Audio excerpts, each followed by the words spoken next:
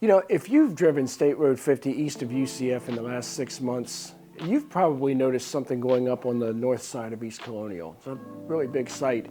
Farmhouse-style renderings on the construction fencing. Maybe you looked up and saw the word Agrihood and thought, okay, well, what does that actually mean? Well, I'm going to answer that, and then I'm going to tell you something a little more useful. Why that stretch of East Orange County is worth paying attention to right now, whether or not the grow ends up being your next home. So first off, what is an Agrihood? Well, the Urban Land Institute, that's the policy and research organization that basically sets the vocabulary for how the development industry talks about community design, defines an Agrihood as a single-family, multifamily, or mixed-use community with a built-in working farm or community garden as a focus. And the key word here is focus, not amenity, not feature, but focus. And that distinction matters because plenty of communities have slapped some raised beds near the entrance and called themselves farm adjacent, but an actual Agrihood is organized around the agricultural component the same way a golf community is organized around the course.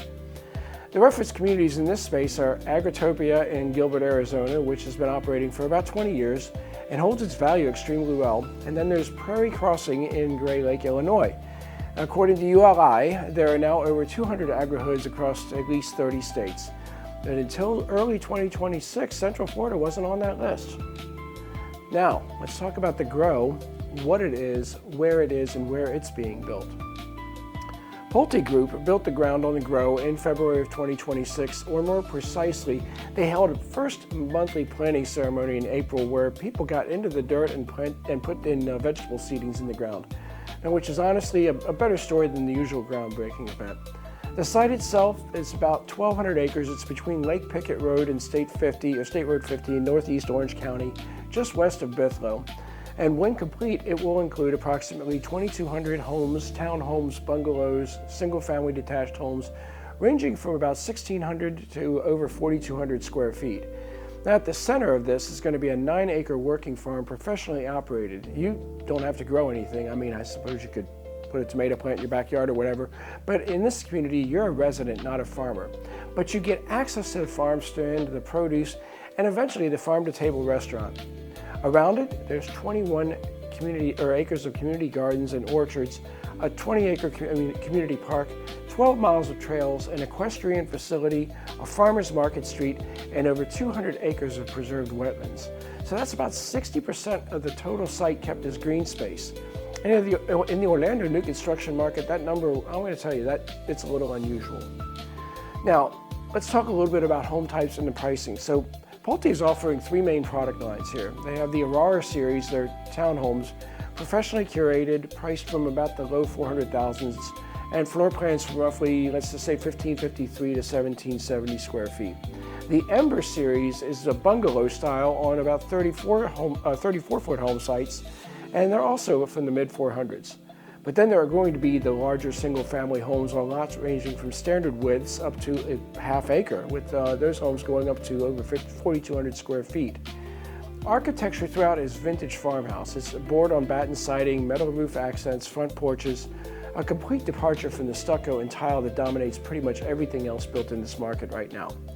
If you've toured new construction in East Orange County in the last 5 years and everything felt like the same subdivision with different landscaping, the grow is going to feel different. Now let's talk about the bigger picture here. Let's talk about East Orange County right now.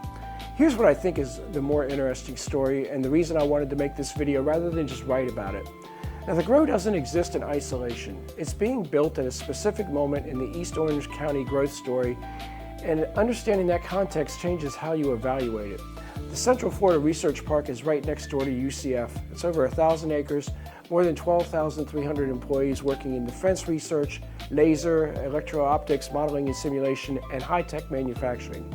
The Army, the Navy, the Marine Corps, the Air Force, they all have research operations there. Northrop Grumman is there. Lockheed Martin is represented in this quarter. General Dynamics. These are not tourist economy jobs. They're professional, high-salary positions that create sustained housing demand in the surrounding area. And UCF itself is the second largest university in the country by enrollment. Faculty, administrators, researchers, and the steady pipeline of graduates who stay in the region, well, they're all looking for housing that isn't a 45-minute commute from campus. And then there's the bright line. The high-speed rail at Orlando International Airport is a short 408 to 417 ride from where the Grove sits, and that puts a buyer in Miami in about 3.5 hours without a car. And eventually it'll go the other way to Tampa also. And the connectivity story for this part of East Orlando is genuinely better than it was 5 years ago, and it's still improving. Orange County's Vision 2050 comprehensive plan explicitly directs a significant portion of future growth to the UCF corridor. That infrastructure investment is following the population, not the other way around. And that's typically what you want to see when you're buying into a developing area. So who is this actually for?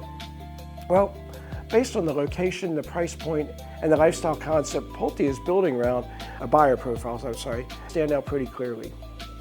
UCF Research Park employees for whom this eliminates a commute problem entirely.